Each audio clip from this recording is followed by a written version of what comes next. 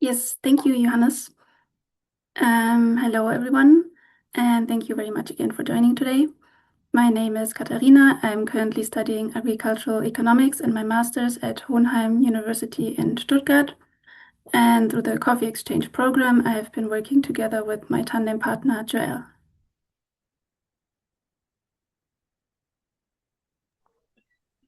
Greetings, team. My name is Joel Mwonge. I am the managing director and the business proprietor of the Greenstop Farms in Uganda, majoring in coffee production. Welcome on board. Yes, thank you, Joel. Over the past months, Joel and I took a look at how his coffee enterprise, Greenstop Limited, grows coffee, how it's handled after harvest, and where changes could make a difference. So our presentation today is called Stabilizing Coffee Quality at Origin, and it focuses on post-harvest handling at Greenstop Limited, which is Joel's coffee enterprise in Western Uganda, and we focus on one specific improvement idea. So let's first introduce Greenstop Limited. It is located in Kyenjojo District in Western Uganda, which is a region known for coffee production and good climatic conditions for Robusta. The farm currently has 7 acres in production, but expansion possibilities to around 11 acres, so the enterprise is still growing. The coffee produced is Fine Robusta, which has strong market relevance locally but also internationally. In terms of production volume, the farm currently produces around 8 tons of green coffee per year. And a very important point is the quality potential. A verified sample from 2025 achieved a COP score of 82, which means that the farm is capable of producing fine quality coffee at specialty level quality under good conditions. So the enterprise currently employs 6 full-time workers and is supported by seasonal workers. And on the right, you can see the coffee logo. The name Coffea tena combines the botanical name for coffee and the Kiswahili word tena, meaning again. So this should express the idea of coffee that you want to choose again and again after the first taste.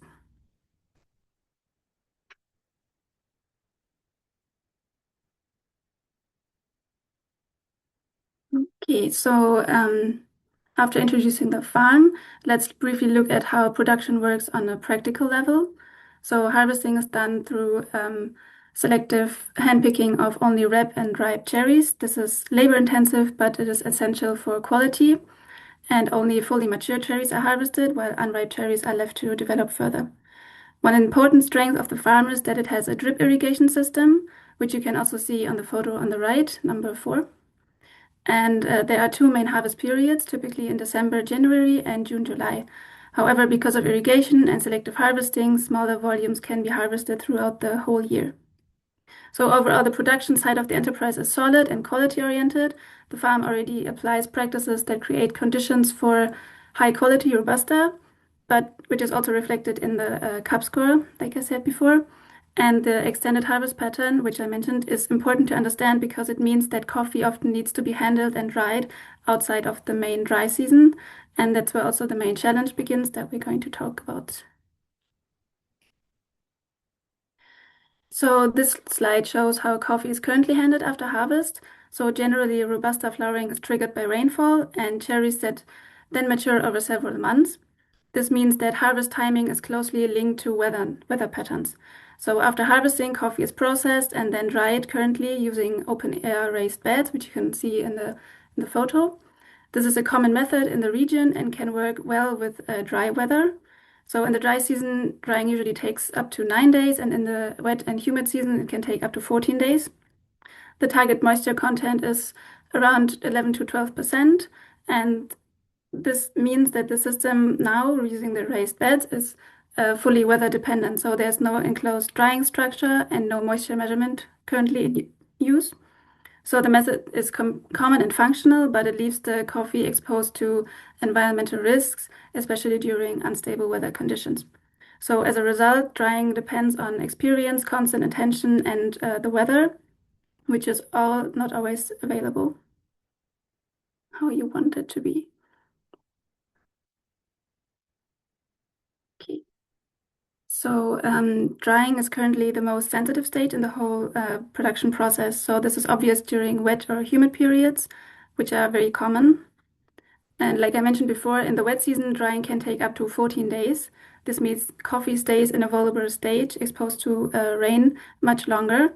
So during this period, drying requires constant attention. Someone needs to be on the farm for several hours each day, watching the weather, checking the beds, and then reacting quickly if the rain starts. And also, when I was staying at Joel's farm, I wasn't there during the coffee harvest, but I saw how other crops, like maize, were dried outside. And what I remember is how quickly the weather could change and how much effort it took to avoid losses. So, for coffee, which is even more sensitive to moisture and quality issues, this pressure is even more important. So, temporary solutions like covering coffee or moving it quickly can reduce the rain exposure, of course, but it can also create new problems because airflow is reduced, heat can build up, and the risk of mold or uneven moisture increases. However, it's important to say here that Greenstop Limited has already achieved the highest cup score, which shows that good quality coffee can be produced and is still already being produced on the farm. So the issue is not that the quality is low, the issue is that the quality is not yet protected by the right infrastructure. That's why drying is our focus, not to raise quality once, but to make good quality more reliable.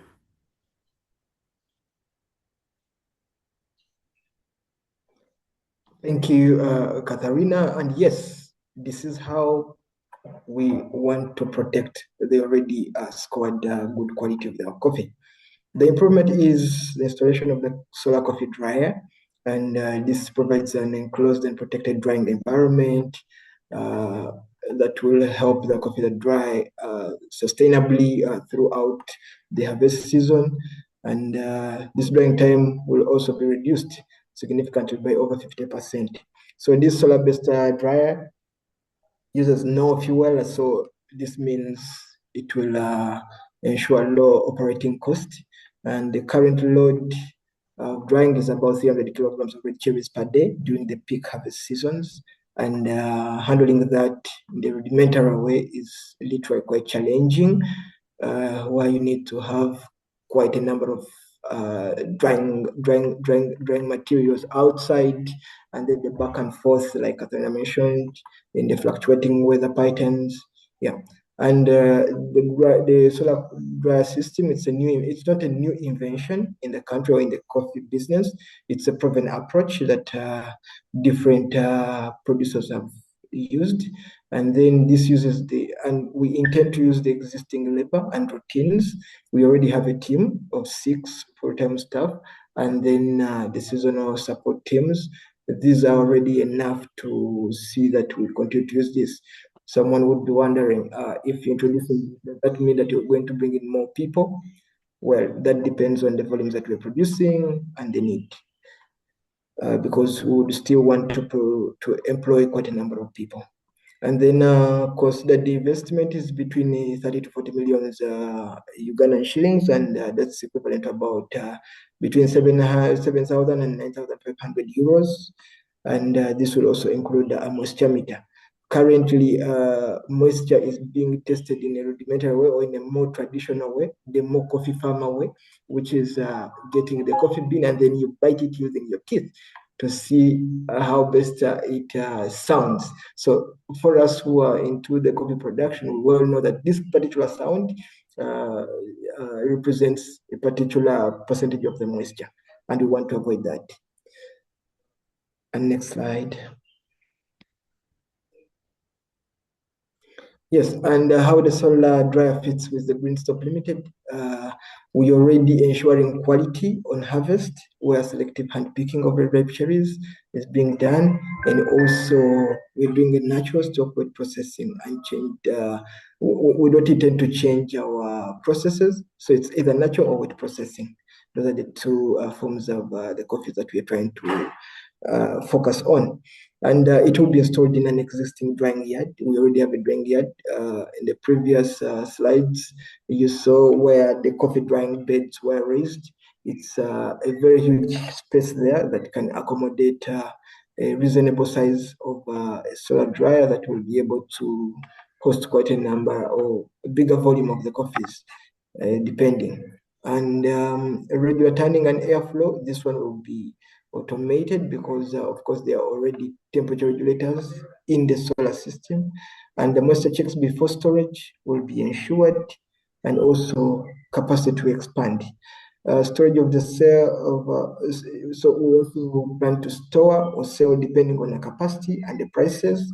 If we harvest today, dry today, and prices are good enough, of course, why not? We need to sell off.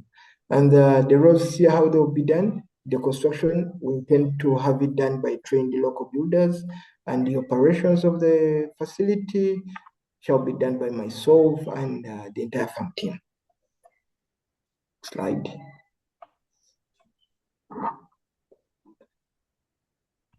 Katharina. Yes.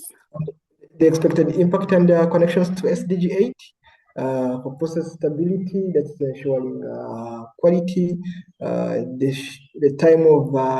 The time of drying will be reduced, like you saw in the slide, significantly to 50%, and predictable high-risk drying periods. There will be uniform moisture and lower mold. All these will aid in attaining of SDG 8.2, which looks at focuses on enterprise resilience and reduced vulnerability. Operational relief, which is more predictable routines and less pressure. There's no need for a farm support team to run from where they're working because rain is threatening to come and they need to take back the coffee into the stores. So this is already a protected unit that one does not need to worry. And it's also in the market signal, it demonstrates post-harvest infrastructure, ensuring consistent quality, which influences buyer confidence and trust. And at this, we look at the impact growing from the current €3 per kg to about 13 euros per kg, which is equivalent to 13,000 Ugandan shillings to about 55,000. This is not a wake up and drop in figure. It's a researched figure.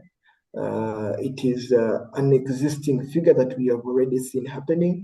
We have some farmers who are being paid over 17 euros per kilogram of coffee.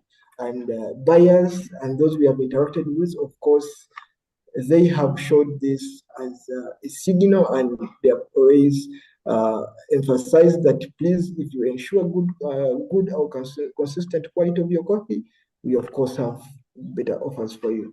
And the improved market position and the higher income potential, yes, that one is already there. We've already spoken to multiple buyers and selling them the idea of this and that.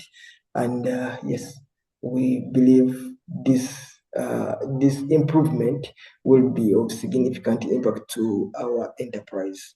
And in the SDG 8.5, we are looking at improved working conditions where one needs not to worry, you work calmly and more stable workload. Taking the coffee, harvest the coffee, take it in, pick it out only when it's dry. Not harvesting, put it outside to dry, threatens to rain, rush it inside, bring it back after it had stopped. So we look at that. And the cells in this support us in SDG 8.6 that looks at education and training. And here our focus and our main cause is to support the local community through sponsoring of young people in the pursuit of their education careers. The project so far is supporting 7 young people, 3 of them in secondary school, 4 of them in secondary schools, and 3 in primary schools. And our target is to have more. How is this achieved? Producing quality coffee, have better market prices, improve the outcome, economic outcome, and then have enough and available to support the community. Next slide. Yes. Thank you, Joel.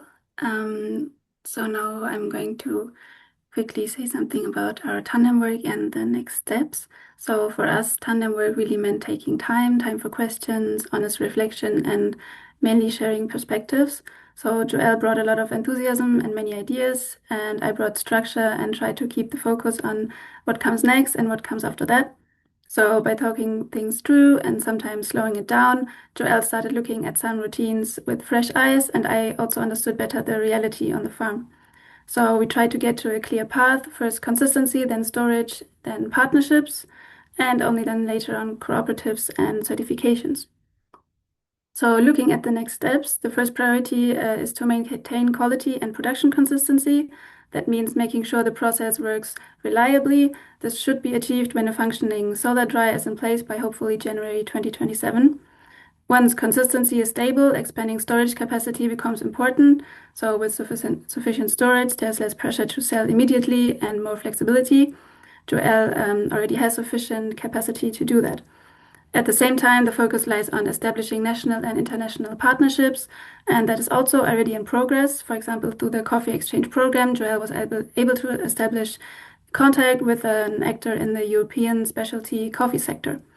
So reliable quality and volume would make those future partnerships even more solid.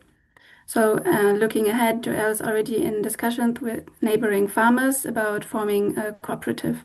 So the goal will be to establish this by around June 2027 in order to pursue a joint certification and also explore international markets. And finally, yes, we focus today on one specific improvement, the solar dryer and why it matters. It may seem like a small step, but I hope we could show that strengthening this part of the process is important for building more consistency and stability. So from there on, the next steps hopefully become possible over time. Joel is open to partnerships and support throughout the whole process. And thank you very much for your attention.